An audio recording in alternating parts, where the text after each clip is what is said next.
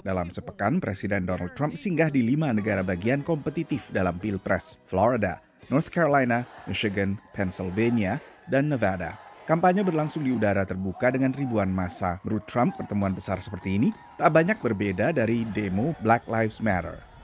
If you're willing to riot and stand on top of each other's face and do whatever the hell you want to do, you're allowed to do that because you're considered a peaceful protester. So we decided to call all our rallies peaceful protests. Sementara penantangnya dari Partai Demokrat, Joe Biden, bertemu pendukung dalam pertemuan kecil dengan pembatasan sosial, seperti saat kampanye di Pennsylvania. So tell me about Joe. Kampanye Biden lebih mengandalkan kampanye virtual, guna menekankan keinginan Biden menghindari resiko kesehatan bagi calon pemilih. Someone who will be at more intimate events and will listen to what people have to say. And that's part of the social justice aspect as well as the medical and economic aspects of his message. Whereas President Trump wants the big crowds. He wants to show that he has the support from what he calls the silent majority of Americans and that he is in this race and he still has a lot of followers. Di Michigan, Biden sempat menyerang Trump yang menurut rekaman yang dikutip buku tulisan wartawan senior, Bob Woodward, meremehkan ancaman virus corona untuk menghindari kepanikan publik. He had the information.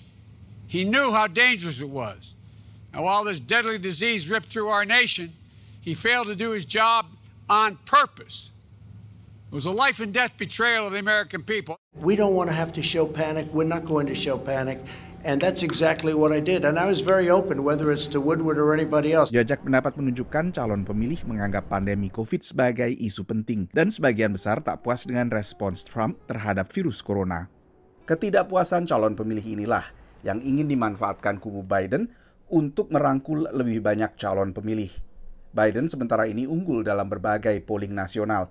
Tapi selisih dukungan antara dirinya dengan Trump sangat tipis, terutama di negara bagian kompetitif yang dikenal sebagai battleground state atau swing state, karena bisa mengayun ke capres Partai Demokrat pada satu pemilu, lalu mengayun ke capres Partai Republik pada pilpres lainnya.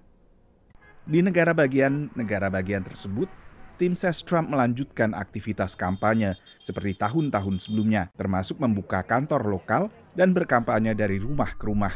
Dua hal yang tak banyak dilakukan kubu Biden. They're creating some enthusiasm with their events, and they are still knocking doors that because we're taking the pandemic so seriously, we're not doing. I am concerned that that's going to put us at a disadvantage.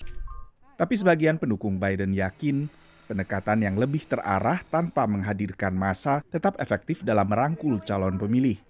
Selain kampanye dalam format masing-masing, selanjutnya akan ada 3 debat capres dan 1 debat cawapres.